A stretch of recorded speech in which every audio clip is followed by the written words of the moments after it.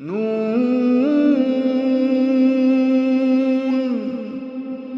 वल्क़लमि वमा यस्तूरून। नाज़रीन अस्सलामु अलैकुम वरहमतुल्लाहि वबरकातुहू। सीधी बात की ताज़ा तरीन खबरों में आपका इस्तकबाल है। आइए सबसे पहले आज की सुर्खियों पर नजर करते हैं। कर्नाटक इंतखाबात का बुखार, कांग्रेस का इल्जाम बीजेपी और ओवैसी में हुई है खुफिया डील।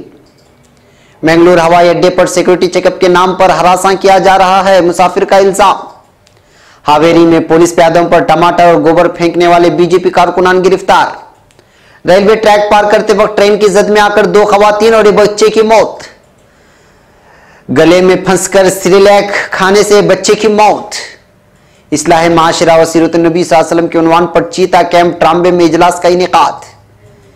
दिल्ली में आबरूरेजी का शिकार हुई 8 माह की मासूम बच्ची को लेकर सुप्रीम कोर्ट शदीद फिक्रमंद, एम्स से भेजे डॉक्टर्स। स्कॉर्पियन जुमरे के आबदोस करंज को समंदर में उतारा गया, चीन और पाक की बड़ी मुश्किलें। राहुल गांधी ने आरएसएस को बताया खवातीन मुखालिफ, महात्मा गांधी की दी मिसाल। कासगंज तशद्दुद पुलिस का दावा, गोलियां चलाकर हमें मारने की कोशिश की गई। जमीदा ने कहा नमाज 5 वक्त की नहीं 3 वक्त की होती है, हदीस में लिखी बातों को मानने से जमीदा का साफ इनकार। अमेरिका का 1000 कमांडोज अफगानिस्तान भेजने का फैसला। 381 अफराद से $106 बिलियन का समझौता हुआ, सऊदी अटॉर्नी जनरल का बयान। इसराइली फौज की दहशतगर्दी का सिलसिला बदस्तूर जारी, 16 साल फिलिस्तीनी बच्चा शहीद। इंडोनेशिया आचे सूबे का मुसलमान फिजाई मेजबानों को हिजाब की पाबंदी का हुक्म दे दिया।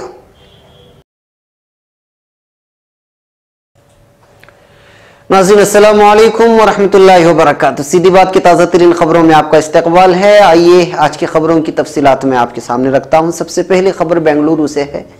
कर्नाटक कांग्रेस में एआईएम सरबराह असदुद्दीन ओवैसी को लेकर खलबली मची हुई है। वजीर आला सिद्धारामैया समेत पार्टी के सीनियर लीडर इल्जाम लगा रहे हैं कि कांग्रेस को शिकस्त देने के लिए बीजेपी और ओवैसी के दरमियान खुफिया डील हुई है। कांग्रेस के लीडर तो यहां तक कह रहे हैं कि बीजेपी के कुछ लीडरों ने ओवैसी के साथ एक खुफिया मुलाकात की है और एमआईएम को कहा गया है कि मुस्लिम अक्सरियती इलाकों में कम से कम 50 सीटों पर उम्मीदवार खड़ा करे। सिद्धारामैया ने कहा कि ओवैसी रियासत में कांग्रेस की जीत के इम्कानात को खत्म करने के लिए राजी हो गए हैं। ये वाकई तशवीश का मामला है। वो अपने आप को मुसलमानों का मसीहा कहते हैं, दरअसल वो बीजेपी के एजेंट हैं। उन्होंने पहले यूपी और महाराष्ट्र में उनकी मदद की और अब वो कर्नाटक में उनकी मदद करने के लिए राजी हो गए हैं। हम बीजेपी और ओवैसी दोनों को बेनकाब करना चाहते हैं। ये डील ये साबित करता है कि वो ना तो हिंदुओं के साथ हैं और ना ही मुसलमानों के साथ। वो वोटों के लिए किसी की भी साथ हाथ मिला सकते हैं। कांग्रेस के लीडर तो यहां तक कह रहे हैं कि बीजेपी के कुछ लीडरों ने ओवैसी के साथ एक खुफिया मुलाकात की है और एमआईएम को कहा गया है कि मुस्लिम अक्सरियती इलाकों में कम से कम 50 सीटों पर उम्मीदवार खड़ा करे। न्यूज 18 से बात करते हुए कर्नाटक के वजीर दाखिला रामालिंगा रेड्डी ने कहा कि बीजेपी मायूस है और कर्नाटक में कांग्रेस के वोटों को तकसीम करने के लिए हर एक चाल का इस्तेमाल कर रही है। बीजेपी बुनियाद परस्त तंजीम पीएफआई और उसकी सियासी इकाई एसडीपीआई के साथ भी बातचीत कर रही है। वो मुस्लिम वोटों को तकसीम करने के लिए ओवैसी, पीएफआई और एसडीपीआई की मदद ले रही है।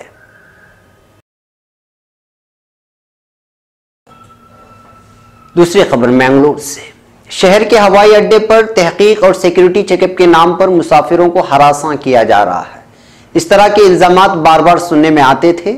इस बार एक मुसाफिर ने साफ तौर पर हरासानी के खिलाफ आवाज उठाते हुए सहाफी और नामानिगारों से इसकी शिकायत की है।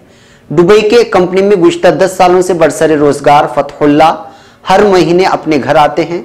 इस महीने की 25 तारीख को वो जब मंगलूर एयरपोर्ट पहुंचे तो कस्टम अफसरान की जानिब से हरासा किए जाने का इल्जाम लगाया है।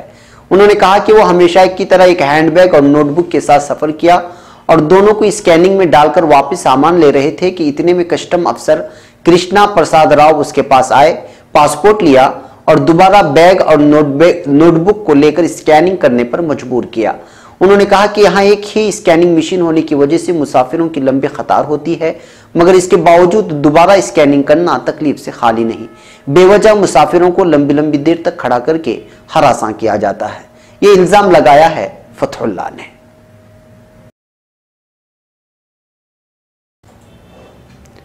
अब खबर हावेरी से। अपने मुख्तलिफ मुतालबों को लेकर बीजेपी कारकुनान एहतिजाजियों की जानिब से हावेरी में पुलिस प्यादों पर टमाटर और गोबर फेंके जाने की खबर मौसूल हुई है। जिला बीजेपी सदर शिवराज सजनूर की क़यादत में डीसी दफ्तर के सामने धरना दिया गया था और उस वक्त किसान अपने साथ मवेशियों को भी ले आए थे। एहतिजाजियों ने इस मौके पर फसल मंसूबे के तहत किसानों को मुआवजा देने का मुतालबा किया।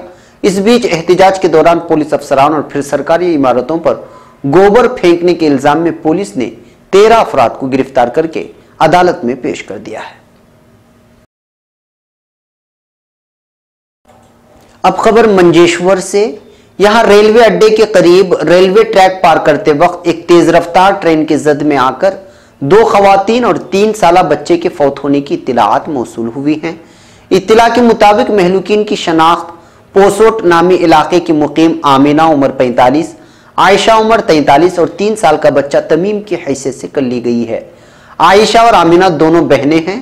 वारिदात की इत्तला पाकर पूरी बस्ती रेलवे अड्डे पर उमड़ आई थी। मंजेश्वर पुलिस थाने में मामला दर्ज कर लिया गया है। अब खबर बेंगलुरु के मुजाफाती इलाके से। यहां मागड़ी ताल्लुके के वसा पाल्या नामी इलाके में एक बच्चे के गले में सिरिलैक यानी ग़िज़ा के फंस जाने की वजह से बच्चे के हलाक होने की खबर मौसूल हुई है। इत्तला के मुताबिक बच्चे के माँ बाप मंजुनाथ और धना लक्ष्मी हैं। गुज़िश्ता 15 दिनों से आमतौर पर बच्चों को दी जाने वाली ग़िज़ा सिरिलैक खिला रहे थे। मामूल के मुताबिक कल सुबह जब सिरिलैक खिलाया गया तो बच्चे के गले में सिरिलैक फंसने की वजह से बच्चे को सांस लेने में तकलीफ हुई और फिर मौत वाक़ हो गई, जबकि अस्पताल में दाखिल करके इलाज की कोशिश की गई मगर इलाज बेसूद रहा। अब खबर मुंबई से। मुस्लिम माशरे में पाई जाने वाली खराबियों मसलन नमाज की अदम पाबंदी, नौजवानों का नशा व मंशियात का आदी होना, वालिदैन के साथ नारवा सलूक करना और सबसे अहम खराबी जो वक्त का सुलगता हुआ मसला भी है वो ये कि नौजवानों का अपनी बीवियों को शरीयत के मुतय्यन करदा उसूल के खिलाफ तलाक देना, इन तमाम गैर शरई कामों की रोकथाम और सद्देबाब के लिए जमीयत उलमा चीता कैंप की जानिब से इहाता जामिया मेराजुल उलूम में मुनक़िदा जलसे इस्लाह माशिरा व सीरत नबी सल्लल्लाहु अलैहि वसल्लम से दारुल उलूम देवबंद के मुबल्लिग मौलाना मोहम्मद इरफान कासमी ने पुरमग़ज़ खिताब किया और नौजवानों में शराब नोशी, गांजा, चरस व दीगर नशावर अद्वियात में लतपत होने पर इजहार तशवीश करते हुए कहा कि बड़े दुख की बात है कि हमारा नौजवान जिसे आला तालीम हासिल करके कौम के लिए मुफीद साबित होने और सनात व हिरफत में महारत पैदा करके अपने ख़ानदान और कौम का नाम रोशन करना चाहिए, वह हरामकारी और लुग़ और बेमकसद कामों में पड़कर अपनी ज़िंदगी तबाह कर रहा है और कौम की बदनामी का बाइस बना हुआ है। मौलाना ने इस ताल्लुक से अवाम में बेदारी का जज्बा और सुन्नतों पर अमल का अज़्म मुसम्मम पैदा करने की तरफ तवज्जो दिलाई और हाजिरीन से इस पर अमल का वादा भी कराया, जिस पर तमाम ही लोगों ने बाआवाज़ बुलंद इकरार किया और अहद किया कि हम इस मुहिम में शरीक होकर इसका हिस्सा बनेंगे। अब खबर नई दिल्ली से। कौमी राजधानी दिल्ली में 8 माह की बच्ची के आबरूरेज़ी के सिलसिले पर दायर मफाद आमा की अर्जी पर समाअत करते हुए सुप्रीम कोर्ट ने भी इस वाक़े पर शदीद फिक्रमंदी का इजहार किया है। अदालत उज़्मा ने इस मामले में एडिशनल सॉलिसिटर जनरल की मदद भी मांगी है। सुप्रीम कोर्ट ने कहा कि हम बच्ची को लेकर काफी फिक्रमंद हैं। साथ ही साथ अदालत ने यह भी हिदायत दी कि एम्स के 2 माहिर डॉक्टर्स अस्पताल जाकर बच्ची को देखें। अदालत ने कहा कि डॉक्टर वहां एम्बुलेंस लेकर जाएं और जरूरी हो तो उसे फौरी तौर पर एम्स लेकर आए। सुप्रीम कोर्ट ने इन डॉक्टरों को कल अपनी रिपोर्ट जमा करने की भी हिदायत दी है। साथ ही साथ अदालत ने दिल्ली लीगल सर्विसेज को भी मदद करने की हिदायत दी है। ख्याल रहे कि दिल्ली के शुकूर बस्ती इलाके से 2 दिन पहले 8 महीने की एक बच्ची के जिनसी इस्तेहसाल का सनसनीखेज मामला सामने आया था। इस मामले में पुलिस ने बच्ची के 28 साला चचाजाद भाई को गिरफ्तार किया है। यह वाकया इतवार का है जब रात को बच्ची की मां काम से लौटी तो उसने बच्ची को जख्मी हालत में देखा। बच्ची के अंदरूनी आज़ा से खून निकल रहा था, जिसके फौरन बाद मां ने बच्ची को इलाज के लिए अस्पताल में दाखिल कराया। अब खबर नई दिल्ली से। नेवी के चीफ एडमिरल सुनील लांबा की मौजूदगी में उनकी बीवी रैना लांबा ने करंज को पानी में उतारा। करंज एक मुल्की आबदोज है जो मेक इन इंडिया प्रोग्राम के तहत तैयार की गई है। क्लोरी और खंडेरी के बाद करंज बहरिया की स्कॉर्पियन जुमरे की तीसरी आबदोज है। करंज 66.5 मीटर तवील, 12.3 मीटर ऊंची, 1565 टन वजन की है और इसको Mazagon dock shop yard limited MDL ने तैयार किया है। यह आबदोज फ्रांस के सबसे बड़ी जहाजसाज कंपनी के ताउन से तैयार की जा रही है। करंज को समंदर में उतारने के मौके पर एडमिरल लांबा ने कहा कि स्कॉर्पियन जुमरे की पिछली दोनों आबदोस के मुकाबले में करंज की टेक्नोलॉजी बिल्कुल मुख्तलिफ जदीद तरीन है। इसको मुख्तलिफ तरीके से बहरिया में शामिल करने से पहले करंज को बंदरगाह और गहरी समंदर दोनों पर सख्त आजमाइश से गुजरना होगा। शिलांग कांग्रेस सदर राहुल गांधी ने एक बार फिर आरएसएस पर निशाना लगाते हुए कहा है कि आरएसएस खवातीन मुखालिफ है। राहुल गांधी ने कहा कि आरएसएस का काम खवातीन को मजबूत न होने देना है। क्या कोई बता सकता है कि आरएसएस की क़यादत में कितने ओहदों पर खवातीन काबिज हैं? तो जवाब है 0। राहुल ने कहा कि अगर आप महात्मा गांधी की तस्वीरों को देखेंगे तो पाएंगे कि बापू के दाहिने हाथ और बाएं हाथ को खवातीन ही थामे हुए हैं, लेकिन अगर मोहन भागवत की तस्वीरें देखेंगे तो पाएंगे कि वो सिर्फ मर्दों से घिरे हुए हैं या फिर अकेले हैं। इनके आसपास कोई खातून आपको नहीं मिलेगी। राहुल गांधी ने ये बातें शिलांग में कही। उन्होंने कहा कि अगर वो मरकज के इख्तिदार में वापस आते हैं तो जीएसटी के स्ट्रक्चर को बदल देंगे और उसे और भी आसान कर देंगे। अब खबर कासगंज से। उत्तर प्रदेश के कासगंज में 26 जनवरी को भड़के फिरकावाराना तशद्दुद के मामले में 5 एफआईआर दर्ज की गई हैं। 3 एफआईआर पुलिस के जरिए, जबकि 1 एफआईआर महलूक चंदन के वालिद और 1 एफआईआर तशद्दुद में जख्मी नासिर के अहले खाना की जानिब से दर्ज कराई गई है। पुलिस ने अपनी एफआईआर में दावा किया है कि हिंदुओं और मुसलमानों की भीड़ ने एक दूसरे पर पथराव किया और दोनों फिरकों के लोगों ने गोलियां भी चलाई।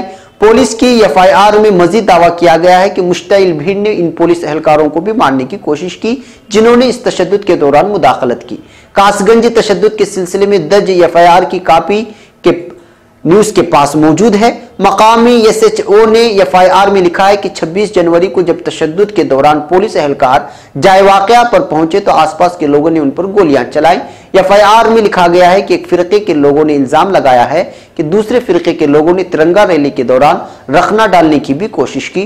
पुलिस ने दोनों फरीकों के गुस्से को ठंडा करने की कोशिश की, लेकिन कोई भी सुनने के लिए तैयार नहीं था। दोनों फिरकों ने एक दूसरे पर पथराव शुरू कर दिया। अब खबर केरला के मल्लापुरम से। केरला में मर्दों को नमाज पढ़ाने के बाद मुतनाज़ा सुर्खियों में आई जमीदा ने एक बार फिर अपना बयान देकर सनसनी फैला दी है। ये सनसनीखेज बयान जमीदा ने एक न्यूज को देते हुए फोन पर खुसूसी बातचीत की और कहा, जमीदा ने कि नमाज 5 वक्त की नहीं 3 वक्त की होती है। जमीदा के मुताबिक नमाज सुबह, शाम और रात के वक्त अदा की जाती है। वहीं दूसरी जानिब जमीदा ने नमाज अदा करने के तरीके पर भी सवाल उठाया है। मुतनाज़ा जमीदा का कहना है कि एक बार एक रकात में सिर्फ 1 मरतबा ही सजदा होता है, लेकिन दिन में 3 नमाज और 1 सजदे का जिक्र कुरान में कहां किया गया है। इस बारे में जमीदा कोई जवाब नहीं दे सकी। जमीदा का कहना है कि हम सिर्फ कुरान को मानते हैं, हदीस में लिखी बातों को मानने से जमीदा ने साफ तौर पर इंकार कर दिया है। अब खबर वाशिंगटन से। अमेरिकी मीडिया ने दावा किया है कि काबुल में एक के बाद दीगर हमलों की वजह से ट्रंप इंतजामिया ने एसएफएबी की खुसूसी ट्रेनिंग के दौरानिये में गैर मामूली कमी कर दी है। एसएफएबी फोर्स के कमांडर कर्नल स्कॉट जैक्सन ने सहाफियों को बताया कि एसएफएबी की इंतहाई हसास ट्रेनिंग अमेरिकी शहर लुइसियाना में जारी है, लेकिन अफगानिस्तान के मौजूदा हालात के तनाजुर में उनकी ट्रेनिंग में 6 माह की तखफीफ कर दी गई है ताकि उन्हें अफगानिस्तान में तैनात किया जा सके। एक सवाल के जवाब में उन्होंने कहा कि जब जल्दबाजी या तेजी बढ़ती जाए तो मेयार पर फर्क पड़ता है।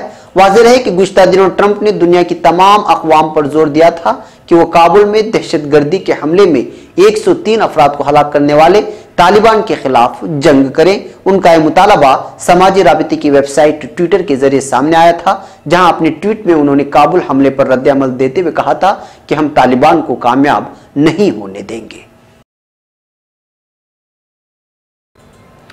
अब खबर रियाद से। सऊदी अरब के अटॉर्नी जनरल शेख सऊद अल मुअज्जिब ने कहा है कि इंसदाद बदउनवानी मुहिम में 437 अफराद को गिरफ्तार किया गया था, जिनमें से 381 को समझौते के बाद रिहा कर दिया गया है। अटॉर्नी जनरल ने एक बयान में कहा है कि बदउनवानी के खिलाफ गिरफ्तारियों से $106 बिलियन कौमी खजाने में आए हैं। अटॉर्नी जनरल शेख सऊद अल मुअज्जिब का कहना है कि एक अंदाजे के मुताबिक गिरफ्तार अफराद के साथ समझौतों में $106 बिलियन कौमी खजाने में असासाजात बशमूल जायदाद, कमर्शियल कंपनियों, सिक्योरिटीज, नकदी की सूरत में आए हैं। बयान में मजीद कहा गया है कि बदउनवानी के इल्जाम में गिरफ्तार अफराद के केसेस का रिव्यू मुकम्मल कर लिया गया, जिसके तहत उनसे मुज़ाकरात और समझौते हुए। इस रिव्यू के बाद फैसला किया गया कि इन तमाम अफराद को रिहा कर दिया जाए जिनके खिलाफ नाकाफी सबूत हैं। अब खबर फिलिस्तीन से। काबिज इसराइली फौज की रियासती दहशतगर्दी के नतीजे में एक 16 साल फिलिस्तीनी बच्चा शहीद हो गया है। फिलिस्तीनी मीडिया रिपोर्ट्स के मुताबिक फिलिस्तीनी वजारत सेहत की तरफ से जारी करदा एक बयान में बताया गया है कि गुज़िश्ता रोज गर्ब उर्दून के वस्ती शहर रामल्ला में अल-मुगैयर के मकाम पर फिलिस्तीनियों की पुरअमन रैली पर इसराइली फौज ने फायरिंग की, जिसके नतीजे में 16 साल लैस अबू नईम शदीद जख्मी हो गया। उसे अस्पताल मुंतकिल किया गया, जहां उस जख्मों की ताब न लाते हुए दम तोड़ गया। वजारत सेहत के मुताबिक बच्चे के सर में गोली लगी, जिसके नतीजे में उसकी मौत वाक़ हो गई। इसराइली फौज की रियासती दहशतगर्दी और अंधाधुंध फायरिंग से कई दीगर फिलिस्तीनी भी जख्मी हो गए। आईनी शाहिदीन के मुताबिक इसराइली फौजियों ने अबू नईम को इंतहाई करीब से गोलियां मारी थी।